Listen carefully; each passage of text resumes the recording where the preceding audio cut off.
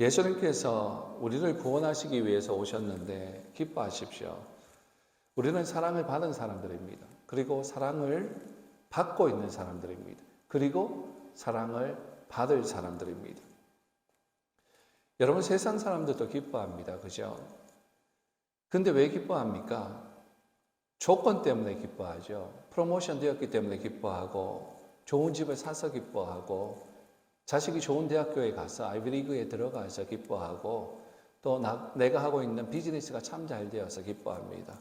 그러나 기쁜 일이 없으면 기뻐하지 않아요. 그러나 여러분, 우리 그리스도인들은 여기에서 더 나아가야 됩니다. 당연히 기뻐하는 상황에서는 우리도 기쁘죠. 그러나 우리는 기뻐할 수 없는 상황에서도 기뻐해야 돼요. 참 어려운 얘기죠. 너무너무 어려운 얘기입니다. 이 이야기는 특히 제 말씀을 전하고 있는 저에게는 더 어려운 이야기입니다. 공황장애가 있는 저로서는, 또 우울증이 좀 있는 저로서는 참 이 말씀이 나오면 다른 사람들보다 더 힘이 드는데, 그러나 이 말씀 나오면 말씀이 막 부딪히는 것 같아서 참 더 힘이 드는데, 그래서 참 어렵습니다. 그러나 말씀은 우리에게 기뻐하라고 말씀을 하고 있습니다. 그런데 가만히 보면, 정말로 보면, 그런 말씀이 있다고 할지라도 감정이라는 것이 좋으면 기쁜 거지 않습니까? 힘들면 슬픈 거지 않습니까? 누가 나에게 잘해주면 저절로 호감이 가고, 누가 기분 나쁘게 하면 불쾌한 것 아닙니까? 당연한 것 아닙니까? 그렇죠? 그런데 말씀을 보니까 또 사도 바울의 모습을 보고 사도 바울이 말하는 것을 보면 그게 가능하다라고 얘기를 합니다. 극복할 수 있다라고 얘기를 합니다. 그리고 그는 정말 기뻐할 수 없는 상황에서도 기뻐하고, 본인이 기뻐하고 우리에게도 항상 기뻐하라라고 말하죠. 사도행전 16장에 보면 여러분들이 너무나 잘 알고 있는 내용이 나오는데, 빌립보에 갔다가 사도 바울과 그 일행이, 전도팀이, 선교팀이 빌립보에 갔다가 어떻게 됩니까? 감옥에 들어가죠. 그 내용을 다 잘 아시겠지만 다시 한번 짚어서 다시 돌아가 보면, 소아시아에서 복음을 막 전하다가 어디로 가야 합니까? 어디로 가야 합니까? 이리도 가봤다 저리도 가봤다, 하나님 뜻이 어디 있습니까? 하나님 인도하시는 대로 가겠습니다 하면서 전도하며 다니다가 자신들의 생각에 하나님께서 동쪽으로 가라고 얘기하시는 것 같다라고 생각되고 판단해서 그렇게 가려고 계획을 했지만, 하루는 꿈을 꾸죠. 환상을 보죠. 꿈을 꿨는데 환상 가운데 마게도니아 사람이 나타나서 손짓을 하면서 이리로 건너와서 우리를 도와달라고 부탁을 하는 것을 꿉니다. 그래서 사도 바울이 하나님께서 바다를 건너 서쪽으로 가기를 원하시는구나, 즉 유럽으로 가서 복음을 전하기를 원하시는구나 라고 판단하고 배를 타고 넘어가죠. 넘어가서 첫 번째 성이 무엇입니까? 빌립보 성 아닙니까? 빌립보 성에 가서 열심히 교회를 세우기 위해서 복음을 전합니다. 그리고 그 가운데 귀신 들린 한 여종을 만나게 되죠. 바울이 그 여종 속에 있는 귀신을 쫓아냅니다. 그랬더니 좋은 일인데, 그 점을 치는 귀신 들린 여종의 주인이 화가 났죠. 귀신이 나가버렸기 때문에 점을 칠 수 없으니까 자신의 유익이 돈을 버는 것이 끊어졌음을 알고 화가 무척 나서 바울과 그 일행을 모함하고 고소하죠. 그래서 어떻게 됩니까? 감옥에 들어갑니다. 감옥에 들어갈 때도 좋게 들어가는 것이 아니라 얻어맞고 오시시기도 하고 모욕을 당하면서 들어가죠. 그런데 이러한 어려운 환경 가운데에서, 어처구니 없는 억울한 가운데에서 그날 밤에 성경을 읽어보면 어떤 내용이 나오냐 하면, 참 놀라운 것이 바울과 실라가 어떻게 합니까? 그 환경 가운데 하나님을 찬미하고 있는 내용이 나오죠. 하나님께 먼저 기도하고, 그리고 하나님을 신뢰하면서 하나님께 예배하고 있는 그들의 모습을 봅니다. 이 모습을 보면서 이런 생각을 해볼 수 있지 않습니까? 왜 그랬을까, 그 사람들이? 그 어려운 환경 가운데, 억울하고 답답한 환경 가운데 그들이 왜 이렇게 행동했을까?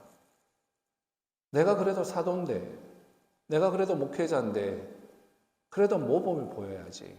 많은 사람들이 나를 보고 있는데 그래도 내가 모범을 보여야지.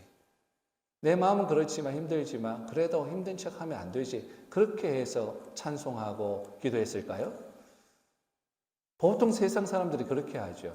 특히 목회자 같은 경우에도, 장로님 같은 경우에도, 신앙이 좋은 사람들도 집안에서 어떤 어려움들이 있는데, 내 속에 어떤 스트러글이 있는데, 그래도 가면을 쓰고 아무 일도 없는 것처럼, 평안한 것처럼, 그렇게 우리가 아무렇지도 않은 것처럼 그렇게 행동할 때가 있지 않습니까? 그러면 지금 바울과 실라가 감옥에 들어가서 예배하고 찬양하고 있는데 그런 마음으로 가면 쓰고 내가 기쁘다라고 말하고 있는 것처럼 보입니까? 전혀 그렇지 않다라는 거예요. 왜 그들이 하나님께 그런 상황 가운데에서 기도하고 기뻐할 수 있느냐 하면 그 속에 끓어오르는 기쁨이 정말로 샘솟는 기쁨이 있었기 때문에 그렇습니다. 로마서 8장 38절에서 39절 말씀을 보면 사도 바울의 태도를 볼 수가 있죠. 38절 39절을 제가 한번 읽어드리면 이렇게 고백합니다. 내가 확신하노니, 확신합니다. 정말 컨펌하면서 정말 확신 있게 말한다. 거짓말 아니다. 이건 진짜다라고 말합니다. 사망이나 생명이나 죽든지 말든지 천사들이나 권세자들이나 현재 일이나 장래 일이나 능력이나 높음이나 기쁨이나 다른 어떤 피조물이라도 그 다음에 우리를 뭐라고? 우리 주 그리스도 예수 안에 있는 하나님의 사랑에서 끊을 수 없느니라 라고 고백하죠.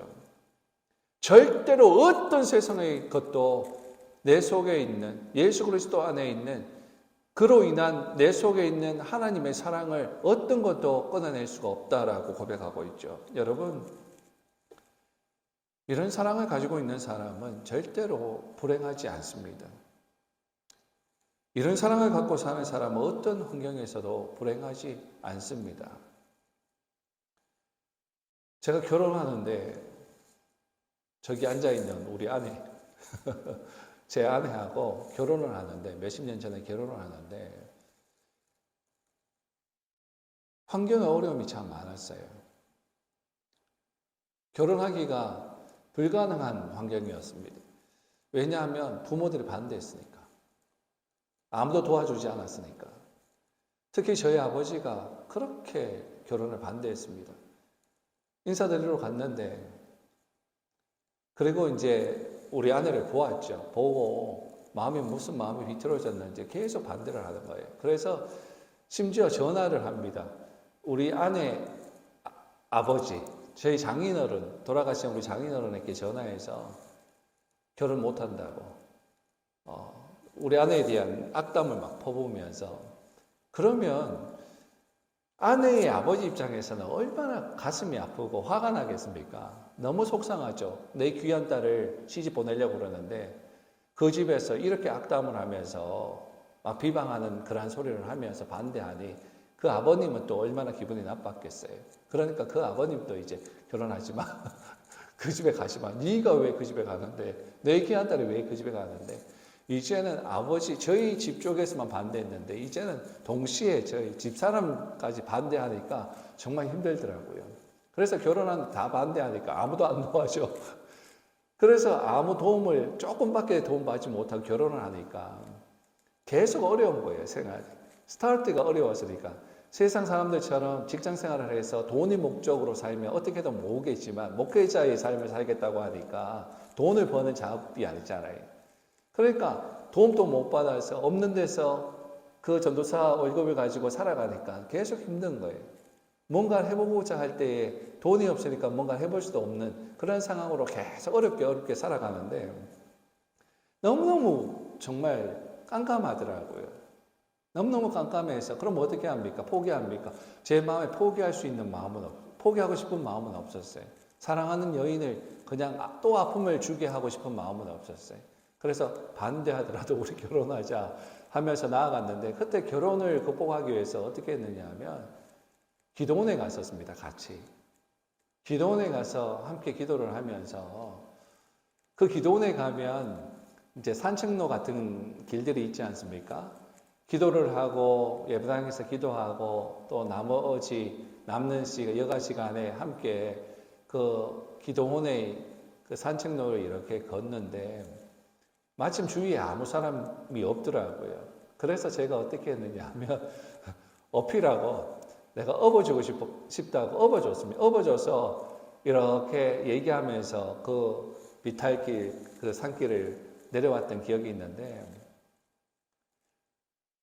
마치 성화를 어떤 그림을 보니까요. 어떤 바다 모래 위에 두 사람의 발자국이 이렇게 있었는데 어느 시점에 되니까 한 사람의 발자국밖에 없더라고요. 왜 그런가 가만히 보니까 예수님께서 어린 아이를 업고 걸어가시는 그 장면. 어렵고 힘들지만 예수님께서 그 아이를 업고 묵묵히 그 목표를 향해서 가는 그 그림이 또 지금 생각이 납니다. 그때 그 아내를 업고 이렇게 내려오는데 뭐 아내가 다리가 아파서 그런 것도 아니고 부상을 입어서 그런 것도 아니고 그냥 너무 사랑하니까 너무 해주고 싶으니까 무엇이라도 그냥 해주고 싶으니까 업어서 그냥 걸어서 내려간 거예요. 생각해 보면 그때도 그랬지만 그때 그 감정을 제가 잘 기억합니다. 그리고 지금 생각해 보면 그때가 참 행복했던 것 같아요.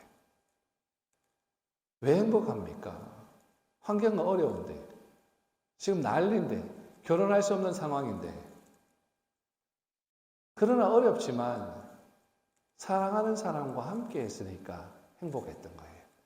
그리고 그 시절을 생각해 보면 내 마음이 행복한 거예요. 사랑하는 여러분, 우리를 사랑하시는 하나님께서 우리와 함께 동행하시지 않습니까? 우리를 사랑하시는 하나님께서 우리를 업고 걸어가시고 계시지 않습니까? 어렵고 힘든 상황이라고 할지라도 하나님이 여전히 거기에 계시고 하나님께서 우리에게 사랑을 고백해 주시고 그 사랑을 못 잊게 우리를 업고 걸어가시고 계시는 그 하나님. 여러분 그렇다면 기뻐할 수 없는 상황에서도 우리는 기뻐할 수가 있는 것입니다.